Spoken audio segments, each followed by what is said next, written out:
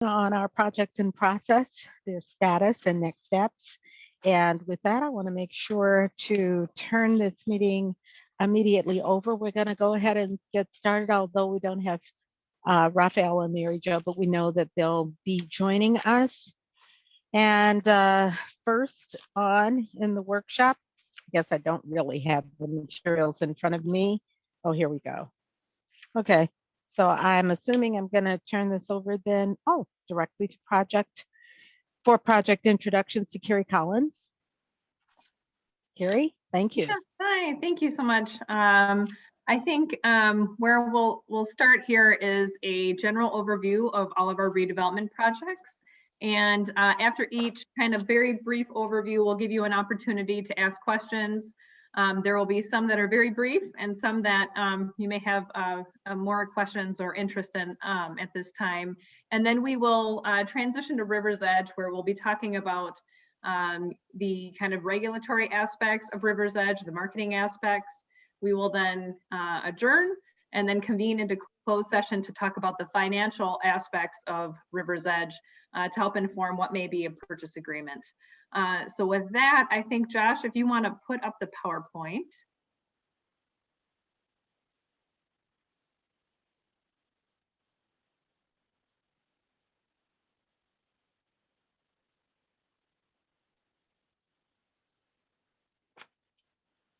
All right.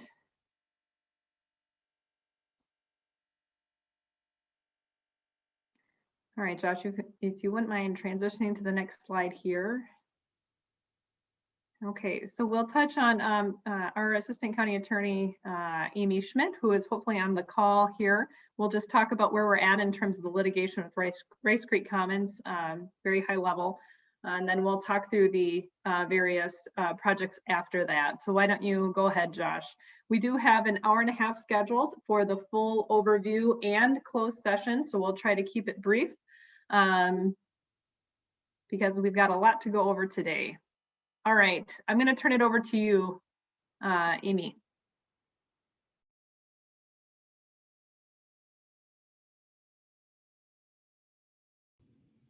Looks like Amy is in the attendees list and not the panelist list. Okay. I just moved her over to a panelist. Thank you, Sue. Okay. Why don't we, Josh, go to the next project, and then as Amy joins us, then we can go back. I'm here. I'm sorry. Oh, that's all right. Are you prepared to give a I am ready. Sorry, I was overview? just, I think I had the wrong link. Sorry about that. So I will talk a little bit about Rice Creek Commons. As everybody's pretty familiar with the site, but as you know, we're tied up in litigation. The county sued the city of Arden Hills in May of 2019 to terminate the joint powers agreement and to dissolve the joint development authority between the county and the city. We met for many months in mediation in 2019 and 2020. We weren't able to resolve the matter. And so at the moment, we're in the process of submitting briefs for cross motions for summary judgment. The court's going to hear the motions on March 19th on the afternoon that day. And then from there, the judge will have 90 days to decide on those motions, which means we expect a decision sometime in June of this year. And what happens after that is kind of depends on what happens with the motions. So I guess I give it back to Carrie after this. Are there any questions at this time? All right. If we could move to the next, okay, I see the project process here. This was our intent. Rice Creek Commons, as a result of the litigation state, was kind of an outlier, but the rest of our redevelopment projects can fall along this kind of development continuum. And so we tried to categorize each, as some are in the kind of planning or partnership stage, whereas others are nearing the kind of formation of a purchase agreement. So we wanted to kind of help you understand where the projects are at, and we intend, as these projects advance, to help ground you in the momentum and the movement along this continuum as the projects move forward. So from due diligence, where you'll see many of the projects at its current stage, all the way to project completion, this will help kind of track where projects are at moving forward. So next slide. Okay, we'll turn it over to redevelopment manager Martha Faust. Good afternoon, commissioners. So I'm going to talk a little bit about the South Maplewood properties, which are found along Century Avenue in South Maplewood. The development stage for these properties is plan and partner, according to the continuum that Carrie just showed. An overview of the property details: there are 2 sites, both owned by Ramsey County Corrections. First, site A is 77 acres and is an undeveloped parcel north of the Ramsey County Correctional Facility. And site B is 88 acres and has been operated as a golf course. Recently, Chair Carter and Commissioners Reinhardt and Modest Castillo had the opportunity to walk site A. I will talk a little bit more about the specifics of community engagement, but some key milestones is the next community stakeholder meeting. It says early April. It actually now is moving to March, and I'll describe that on the next slide. And then a plan document is expected in April, prepared by consultant Perkins and Will. And if we could go to the next slide.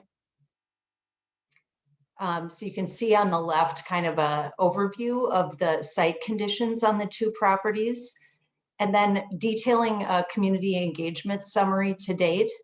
We've had 2 community meetings to date, one in November and the second in January. Currently, we have been doing focus group meetings with various stakeholder groups that are interested in different topics or representing different community-based organizations. And we're also working with our racial equity community engagement response team to ensure that community engagement reflects the demographics and the diversity of the surrounding area, and making connections with additional groups. And it is likely that the additional focus groups, there will be additional focus groups scheduled with some of these community-based organizations in the next 2 weeks. Perkins and Will be giving a project update to the Maplewood City Council on February 22nd. And I believe the City of Maplewood is sending a link to that meeting to Chair Carter. The final community meeting we tentatively have planned for March 10th. That we just determined that late last week. And as I noted earlier, we do expect a final report from Perkins and Will sometime in April.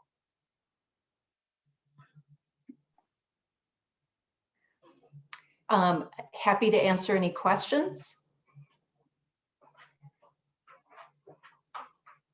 And if not, we can move on to an overview of the next project, Boys Totem Town. Let me just double check. I don't see any questions here. I cannot see people. So I'm wondering if our chair, Commissioner McGuire, is here. Commissioner McGuire, are you here? He is not. Okay, we'll continue on. I know she's been having some difficulties getting into the meeting. Sure. Okay. All right, so the next project area is Boys Totem Town, located in the Battle Creek neighborhood of St. Paul. The development stage there is due diligence. We are not as far along in the process. It's a 72-acre property. And in terms of key milestones, plans for reuse of the property were paused due to the COVID-19 pandemic, as you know. And it notes there that we have winter 2021 coordination with St. Paul Planning and Economic Development regarding the community engagement process. We actually held a meeting with them for the first time in 15 months last week with St. Paul PED and other city departments. And at the conclusion of that meeting, we determined to hold a subsequent meeting sometime in May to kind of check in on the status of that property relative to the pandemic, and to talk more about community engagement. So that's really all I have for you today on Boys Totem Town. All right.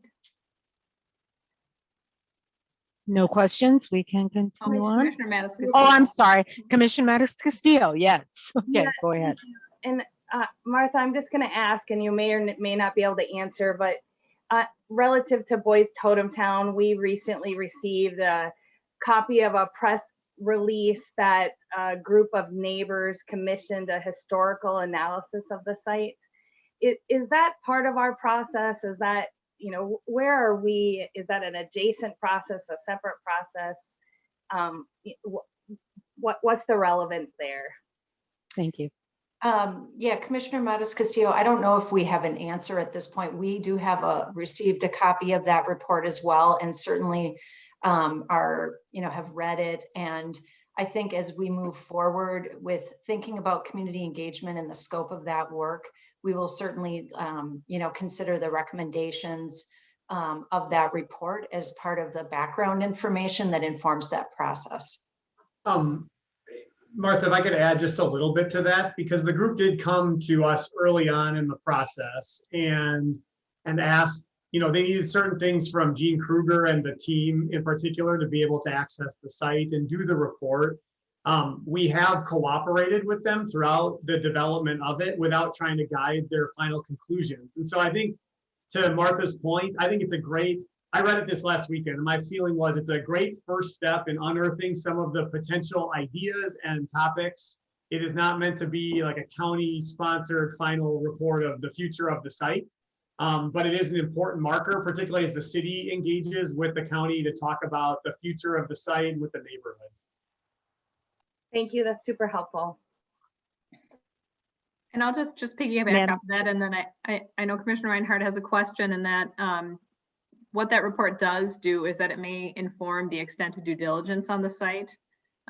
So that's helpful in terms of what may be needed archaeologically. So that was helpful to get the extent of that information, or their kind of and that early information, because we may have more, I would say, quasi unconventional strategies around due diligence as a result.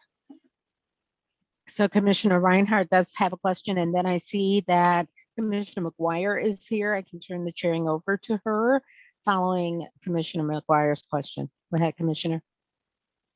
You mean Reinhardt? Okay, yes. Oh, I'm sorry. Yes. That's you. Anyhow, I just wanted to, we've had community input on this one. So the way I'm reading this is we haven't really entered into any formal community engagement process like we do like we are doing on South Maplewood and the others, where we do have a more formal, inclusive community engagement process. So am I reading this correctly, that we haven't started that formal process yet for community engagement? Commissioner Reinhardt, that is correct. I mean, there have been some conversations, but really we wanted to understand the timeline for due diligence and for kind of the current use of the property during the pandemic before. And there's also been a question of capacity with the city of St. Paul. So we will be continuing to talk with them and anticipate a community engagement process that is of a more formal nature, like you would see in other parts of St. Paul. Okay, thank you. That's great.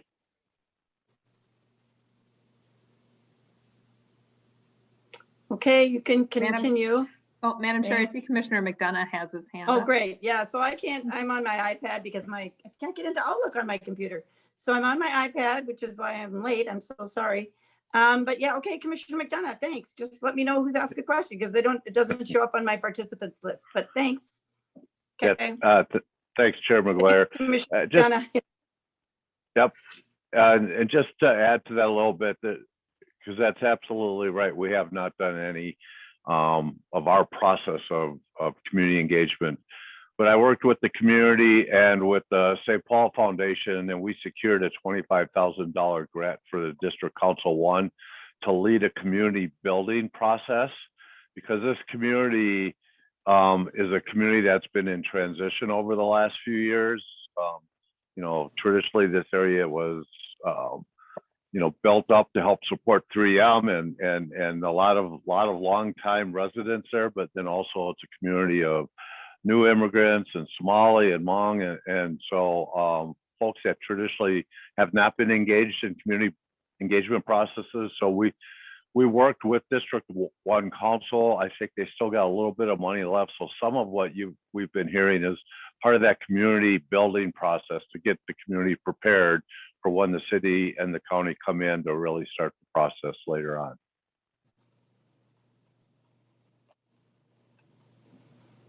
Okay, thank you. Or Carrie? Okay, all right, if we're ready to move on, I think, Josh, you've got the next slide. Thank you, Carrie. Thank you, Martha. Thank you, commissioners. So what I'll do now is I'll step through on one of our newest projects that we are a part of. And I want to start out and announce that this is one of the, well, it's definitely the smallest project of our portfolio of redevelopment projects. And it's certainly one that we have just started to do a little bit of the work. And so what we, this is truly the earliest stage of due diligence. This project, or this property, I should say, not project, this property is just under 3/4 of an acre. It was a former gas station. And the reason why the county owns this parcel is that it was acquired through the Ramsey County Public Works project in 2019 through the 694 Rice Interchange project that we all heard we got an award for earlier this morning. So this particular project or this property, we did meet CD staff as well as staff from Public Works and Property Management met with Vadnais Heights staff back in late January. And that conversations are going to continue to proceed and kind of evolve. I will say, though, that they expressed a strong interest in this property.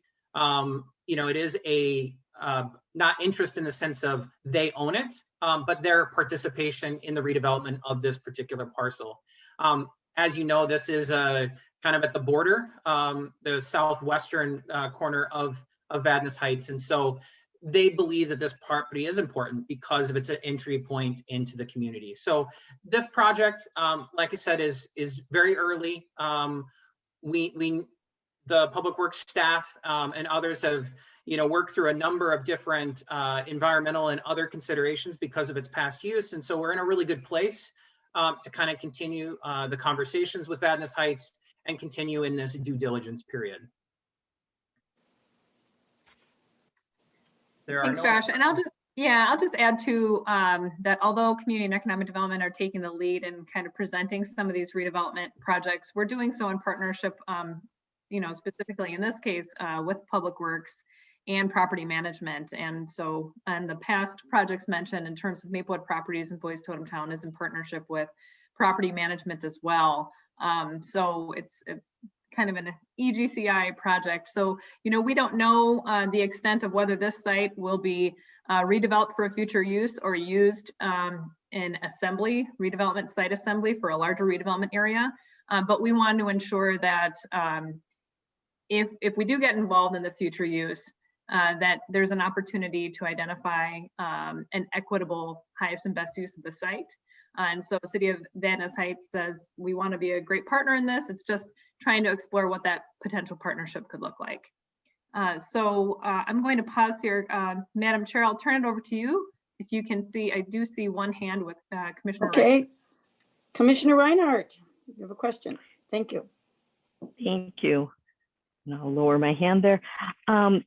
You mentioned, because this is a former gas station, and you mentioned, or briefly, the environmental issues that are contained with that. And a former gas station, really, there is a lot.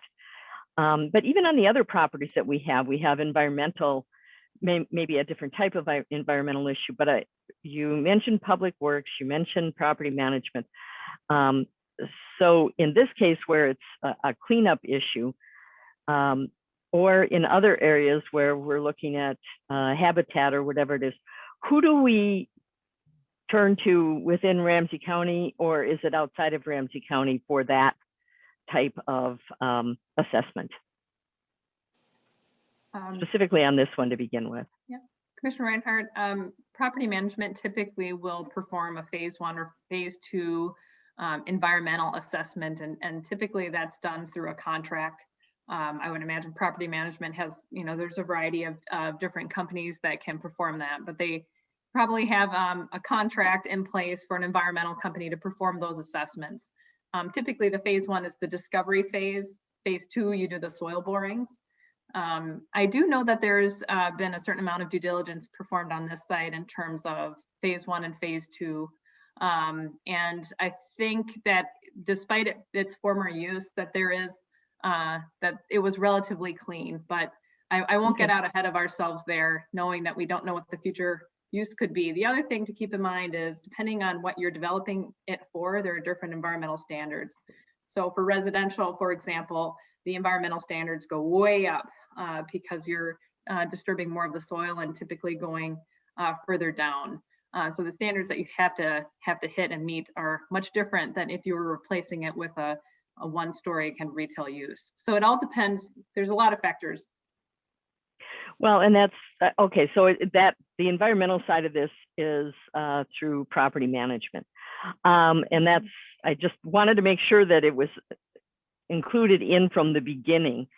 And yes, I mean, one of the reasons that we on the Rice Creek Commons site that we did that, and it was a lot of area obviously, but went to residential standards, was to give us the most flexibility and to clean it up to the highest standards, obviously. But yeah, this is a very different project at 0.6 acres versus 427 acres. So you can see where there would be a difference there. Thank you. I just wanted to make sure that wasn't lost. Yep, absolutely. And we will foreshadow what will be a development framework that we will get to in a moment here, which will help to define and clarify the roles of various departments and goals when it comes to redevelopment momentarily. Other questions on this particular site? All right, we can move forward. Yeah, thank you, Carrie. I'll go to the next slide. I just will say, I apologize, I didn't have an updated imagery here in terms of the completed roundabouts. You can kind of make out some lines that Google Maps had created. But there is certainly adjacent parcels that were created or have been created through this larger interchange project that I think there's a broader conversation that will be had related to this project with MnDOT, who owns adjacent property, and as Carrie stated, potentially some broader conversations with adjacent landowners. So I wanted to make sure I spelled that out just because this project or this particular property shows a lot more kind of to the south of it, and it's just an out-of-date photo. So. So the final project we'll discuss, and this one, as Carrie mentioned kind of at the outset, will lead us to an opportunity to move into a closed session for us to bring you all up to speed on a revised offer from AECom. But River's Edge is certainly, in terms of the continuum, the furthest along from the rest of our projects. And we put this one really in the purchase and development agreement. This is really at the time in which a private partner, and in this case us at the county, are in negotiations and discussions around both the price, the development timeline, potentially financial participation in a project, as we get towards kind of the development stage, which is when things start to come out of the ground vertically, or things get be built horizontally. You've seen this project overview kind of paragraph before. It's shown up in previous slides, but I'll just kind of bring you back to this, in that this property is truly unparalleled within the regional marketplace, not just because of its location on the river, which is fabulous and incredible opportunity for development, but it really becomes the last developable parcel along the downtown riverfront. So this is, and I think what we've heard you all say to us, and the charge that you've given us, is that take great respect in this project, as well as really explore all the opportunities to do fabulous things on this, what is a pretty limited site for a lot of reasons, but it is being the last one, it is a really important one. And you've charged us really with a tagline that we continue to use over and over in all of our work, and that is be bold. And I think that this vision that AECOM put forth for us about almost 2 years ago now is bold and is an opportunity to be truly competitive within the marketplace. I do see Commissioner Manos Castillo raised her hand. Madam Chair, you can mute. I actually see it as well because I'm actually on again. I finally got on. Commissioner Matos Castillo, thank you.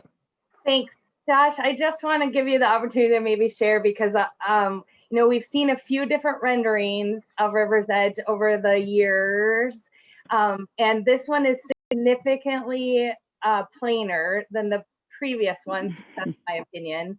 And very basic. And so I'm just wondering if you could address the revisioning and also in my mind, our focus right now is getting that public realm in and the cap, and what builds on top of it may or may not be, this could be just one more variation, but maybe we haven't settled on it because I preferred the first vision, but just want to give you the opportunity to address that. Yeah, thank you, Madam Chair. Thank you, Commissioner Manos Castillo. I think you're correct. I think that this is an iterative process in terms of the architecture. And I want to kind of state that this is not by no means is this a completed architectural design. I think AECOM has approached this along the entire way is to just continue to find different ways and different opportunities and styles to appeal to different people, to showcase what I think you, Commissioner Manos Castillo stated, which is the true boldness of this plan, which is the public realm that is at its base. AECOM has gone through some different individuals who brought different perspectives on design. One of their designers really likes terracotta panels right now, and so they're playing with that design in terms of how that might look and feel in these projects. These buildings are definitely blockier than previous versions, but I will say that one thing that I would kind of encourage folks to hone in on is towards the base of the project or the base of the buildings, which is the street frontage. I know it's really hard to see it because you can't see the backside of these buildings, but trying to create kind of 360 degree, exciting storefronts or exciting pedestrian scale buildings. That said, what happens above it has to go through a lot of next generation iterations with the city of St. Paul, with a multitude of other partners and stakeholders. And so none of them this also includes end users too, as they kind of work through what those end users might have desired for their architecture. But we've heard you as well as others express a desire to go back to some of the boldness in the previous architecture. And I think what you'll see in future renderings is that again. I think AECOM is excited to kind of explore all efforts to kind of push architectural ideas and designs. But again, I think these images and the ones that you'll probably see throughout the rest of this presentation are really to kind of hone in on specific things and really to focus people on that public realm, what can happen there, how it works in terms of connecting the river, for example. There's a lot of different audiences that these renderings are trying to play to. I do know that architecture stirs people's imagination in one way or another, and so we have some work to do still here. I'll just piggyback off of that, Commissioner Matos Castillo, because as Josh mentioned, we have heard this, and there was kind of a winding or a spindly type of design previously that I think a lot of individuals liked, and it has taken on various iterations. I think the developer trying to maximize floor area is a part of that. With that said, we're going to work at the table with the city of St. Paul to first and foremost make sure we fit within the confines of their design standards, but then with that template, be as bold and innovative with building materials and architecture that we can be, while also staying within the budget. So you can rest assured that there's a lot of folks that have a lot of opinions on this because we know how critical it is, as it really is truly changing the skyline of St. Paul. So we want to make sure that it has that very contemporary feel. All right. Okay, thank you. I'm actually able to see my screen and I'm able to see hands, so I don't see any more hands. So yeah, thank you. Thank you, Madam Chair.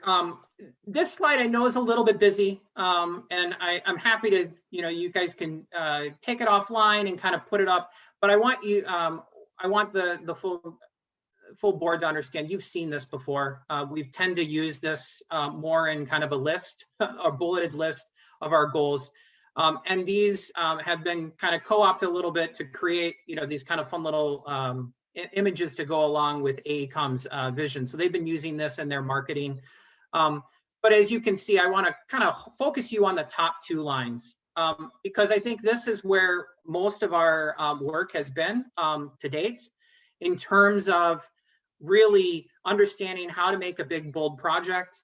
How does that project maximize development potential? How can it create tax base and create jobs at the same time?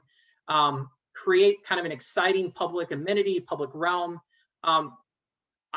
Those have been at the core of this development through at least a couple iterations of third-party kind of solicitation and traction.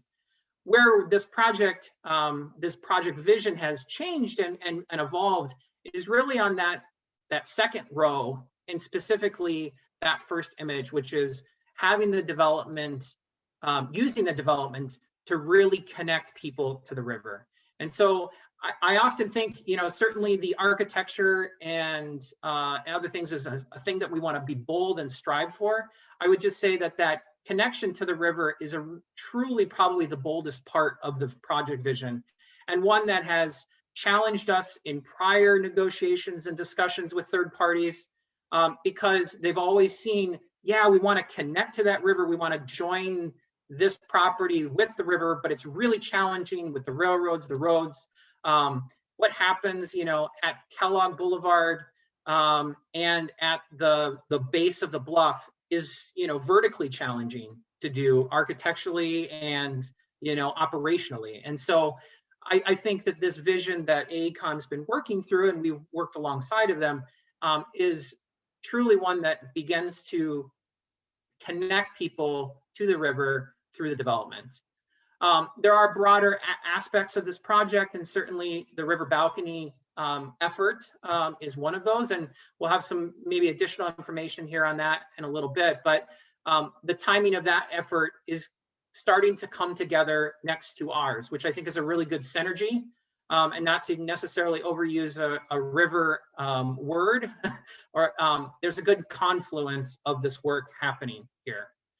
And then the last few pieces is just what I stated before, creating really active 18, I kind of use this as 18 hours a day work, like a place, 4 seasons a year. And I realize that's challenging on, some of the coldest days of our, year that we've had, but that can be done. We are in a location that is both beautiful and next to the river, but also south facing, which means that it presents some additional opportunities for light and space. So I'll stop there, but if anybody has any questions on these goals, but again, these have shown up through our process and really have been the basis for us and how we solicited our initial AECOM, our third party, but also the kind of the charge that we gave the private sector in saying, these are what we as the county and the city have agreed to in terms of how we want to see this project come to fruition.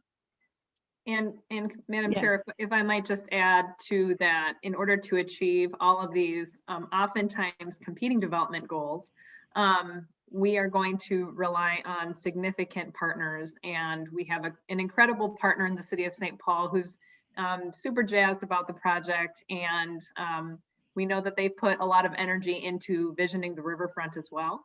And so we're excited to dig in and try to advance all of these development objectives, them by our side, and other community partners, as we know that there's many many community leaders and agencies and organizations that want to be a part of this project. I really appreciate that. And I'm gonna, I have just a couple questions just on that last point, Carrie. Do we sense that that St. Paul is gonna make this a priority in their bonding projects, the River's Edge? Do we know? I mean, I'm just curious. I mean, I'm glad to hear that they're super supportive. And I'm just hoping that they, you know, include it, you know, robustly in their bonding request. Just curious if you're getting a sense of that. If I'm glad to hear that you think that they are supporting it. I'm assuming they do. But. Thanks, Madam Chair. I can't tell you anything concrete in terms of where this project may fall on their platform. They have identified a significant support, and that really resonated over the past year or two by Mayor Carter, talking about River's Edge at various events. Those conversations in terms of how we might go shoulder to shoulder with the legislature are continuing. So I can't tell you what the final kind of outcome may be, but they have certainly lent their support and are continuing conversations about what that looks like. Great. I'm glad to hear that. And Commissioner Matis-Castillo may have a question on this, but then I'll have another question after that. So Commissioner Matis-Castillo.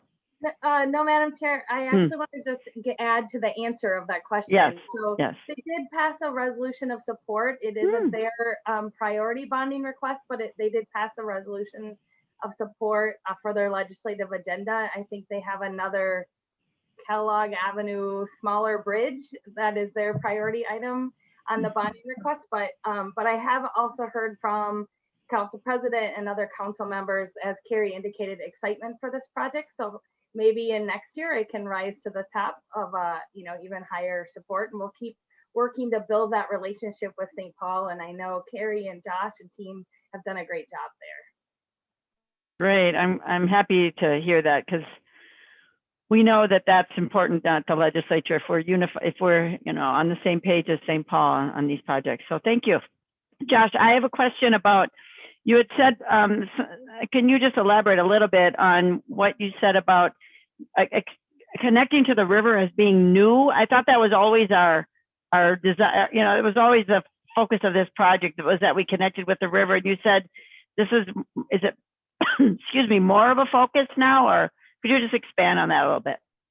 Yeah, thank you, Madam Chair. I think what I meant was, this is not the first time I've been, you know, connected with a third party in terms of the development of this project. This is the first third party who has not been bounded by the property boundaries in terms of their project vision.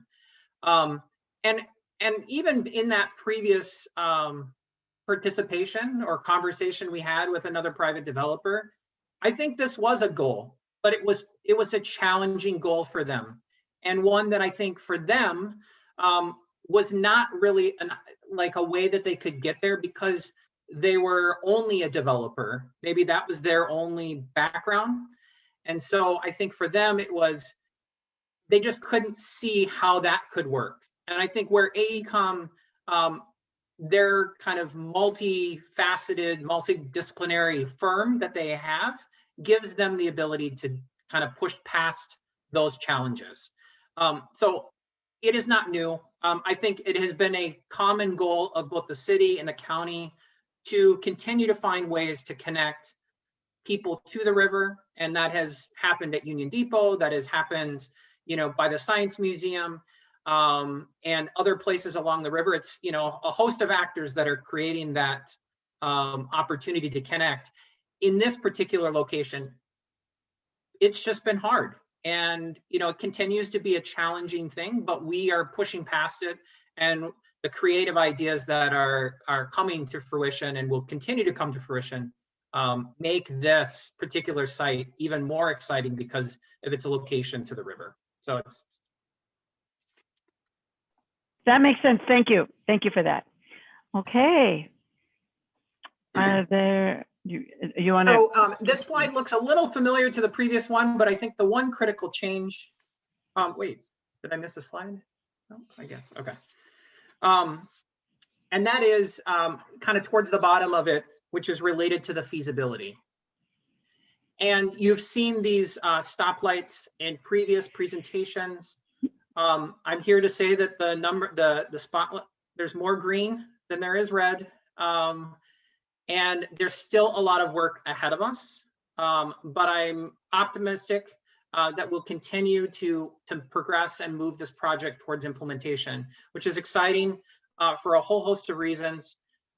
You know, on the market feasibility side, if Brian Dusick and AECOM was here, I think that they would stress their continued optimism around the first tower of a project, which would be an apartment building. They continue to be bullish and excited for end users to find their final, find a location for that first office tower. And so, there's a lot of work that needs to be done. This is a multi-year project from, if you want to go left to right, right to left. There's a lot of work here on the market front, but they are excited and continue to be excited about the prospects of bringing vertical development out of the ground.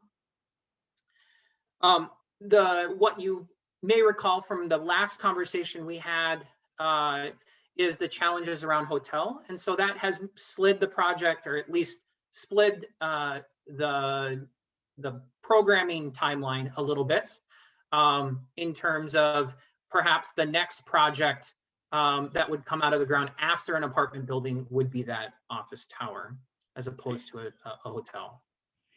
Thank you, Josh. I see Commissioner Carter had her hand raised. Commissioner Carter?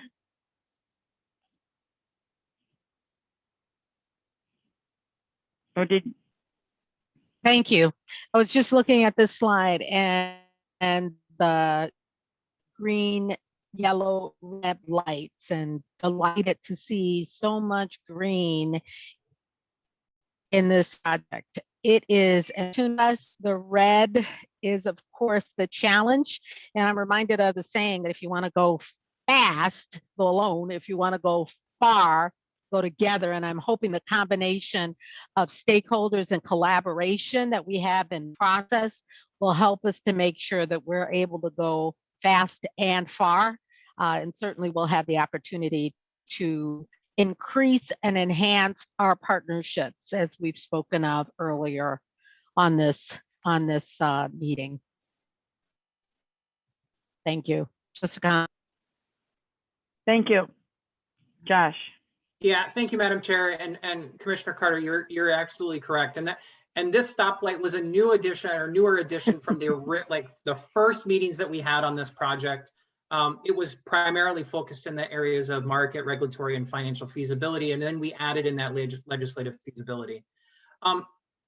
There is some work for us to do, and I think what we've been doing over the last year is really leaning in terms of how we might be able to phase this project, find new stakeholders and new partners in this development.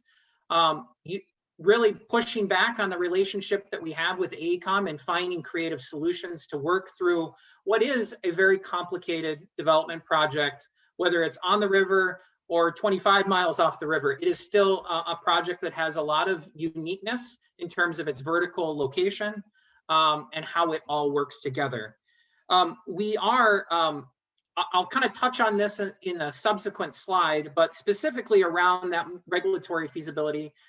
There is work to be done around the vision, and specifically one critical area, and that is on the railroad, our conversations with the railroads. And I think it'd probably be best if I just jump to that slide to kind of walk through it. And that is, the easement, the securing of an easement is a critical path piece and critical to the project vision. We have been unable to secure that easement to date, but I believe that there's been positive momentum in that direction. And, as with many things that we've all been a part of over the last year, COVID has definitely impacted this project directly. And it's kind of strained our ability to kind of have regular conversations with the railroads. For a period of months, they were on rolling furloughs. And so we just couldn't get everybody in the same room or virtual room for that is. That presented us with some like challenges to be able to kind of work through design issues or areas of kind of where we really needed their buy-in. And in this particular location, we have to bring in both the railroads of Canadian Pacific and Union Pacific. And so they have different, different ideas, they have different standards. But I think over the last several months, we've really kind of started to find design revisions that address what has been some of their design and operational needs, while preserving what are broader county goals around like passenger rail in this segment. Because as you can imagine, as you build over railroad, that could hamper you from doing future things. And so we've been cognizant of that the entire time, certainly working with my former colleagues in regional rail and still current colleagues, working through and making sure that that still can happen. So we do have meetings still on the calendar, and we have some meetings, I think, even yet in the next 2 weeks with the railroads to kind of continue to refine this design. There are aspects to this project from a real estate perspective that are different and unique. But I think the primary piece I would give you is this is an old part of St. Paul. The river definitely impacts locations of lot lines or who owns what. And so AECOM has actually spent a substantial amount of time and effort clarifying who owns what and where lines exist or they should exist. And so I think we are in a much better place than we were even back in March. So more to come, but positive momentum ahead of us. As we look towards the future related to the public realm, and back to what several commissioners talked about in terms of the kind of the exciting and the boldness of it, is continuing to kind of work through that acquisition, making sure that we address those issues related to the railroads. Also, what might be areas where they have additional feedback that affects the design above it. But one thing we will be doing is kind of refining the scale and the phasing of the public realm. And we will begin to initiate what I believe to be a true public realm design and community engagement effort. The drawings and the, even the imagery that is towards on the side and on the bottom of this slide gives you a glimpse at how things might evolve and change. They are not a done deal. These are very conceptual, and the images that you see at the bottom specifically just demonstrate how you can connect to the river through a phased approach. What I'm hopeful to see as we move forward is continuing to build the maximum amount of lid as we can in that first phase, because I think people will want to see that full vision come to life immediately. And so what you see is just a couple examples of how that might work. But it's not by no means anything completed. It's just kind of working through what we've heard in a couple different aspects related to our conversations with railroads, how we might interact with existing infrastructure, existing bike trails, just to create a series of ramps. This is a lot more work needs to be done here, but I wanted to leave you with that, but also the exciting image on the left, which is how we might be able to create a beautiful riverfront promenade that really excites the imagination and brings more people to the site.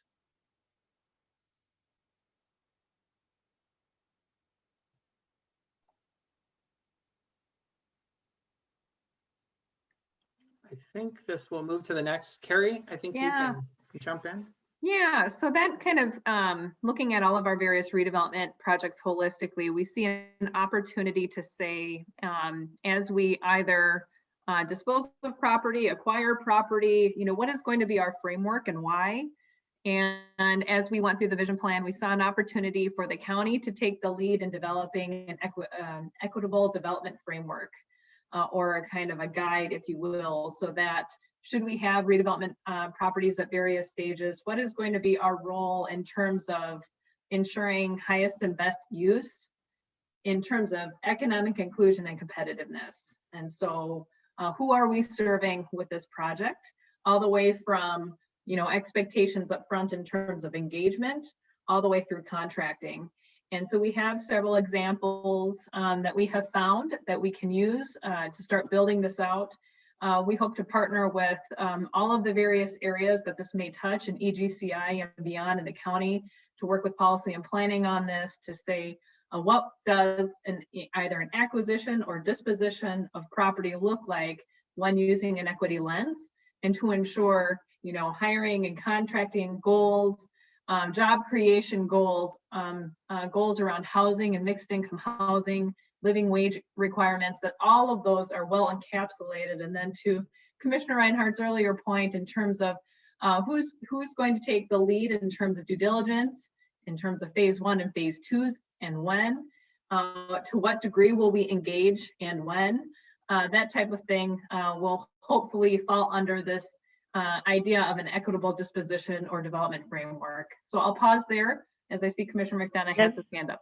Thank you. Commissioner McDonough.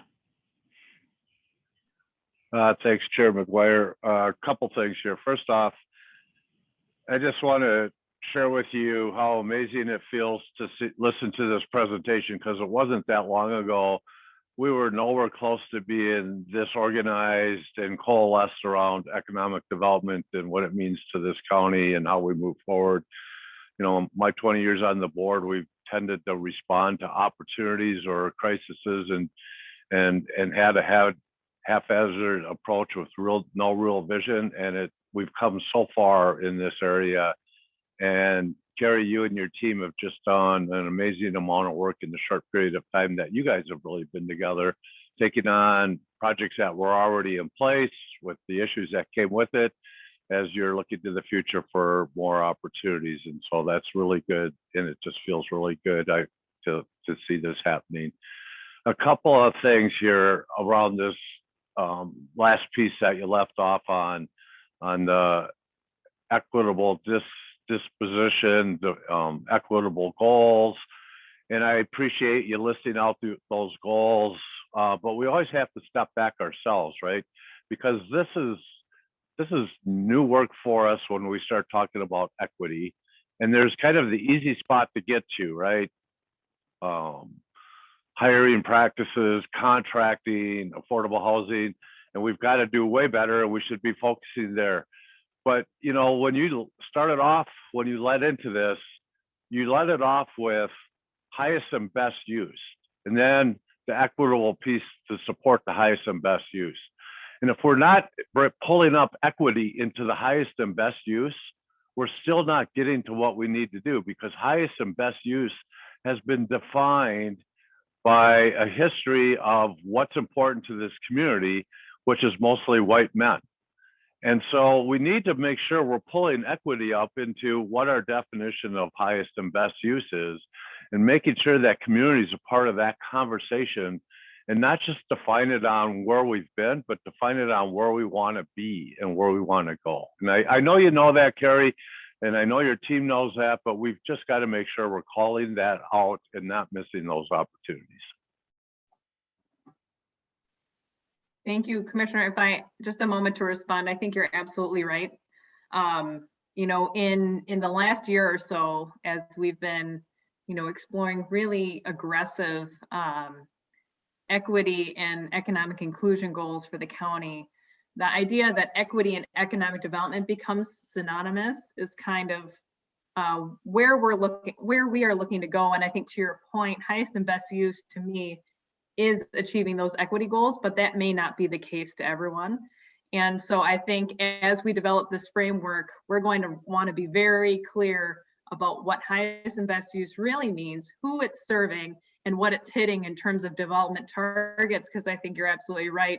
That tends to be planner jargon, and it can mean something different to everyone. So this framework helps us to define in parallel with the economic competitiveness and inclusion vision plan, what that means, so that we're very clear when we start to move down the continuum of these redevelopment projects. So I really appreciate that feedback. Well said, Jim. Well said. Are there any other, are we on question and answer now, or are you complete? Okay, thank you so much.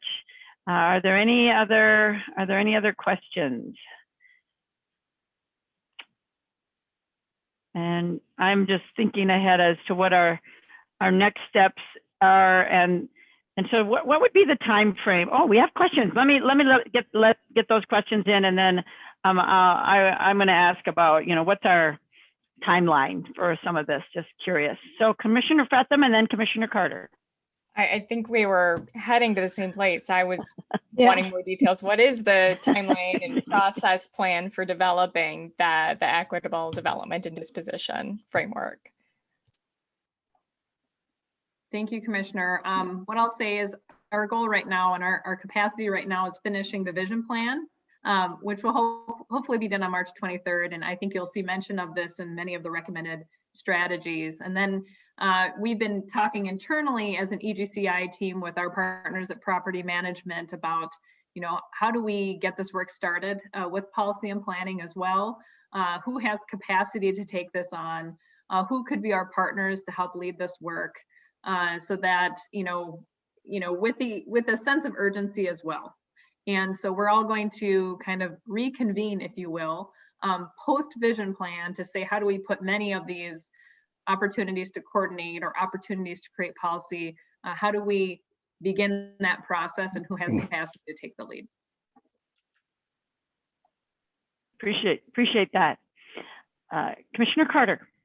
Thank you. And as we look at support that we know we need and are looking forward to advance this project, you spoke about the river balcony and river's edge being somewhat at or coming to a confluence. And I'm wondering when we may be able to hear more information about the potential of that confluence. I certainly appreciate that a lot of the goals that we have, with the understanding that inclusiveness and competitiveness are one and the same, are parallel to some of the goals that the city would have as well. And that as we talk about this project moving forward, understanding that influence could be a benefit to us as well as to all of our partners in that regard. So when do you anticipate, and I know that is not for you to answer entirely, but when do you anticipate we'll be able to hear more about that confluence?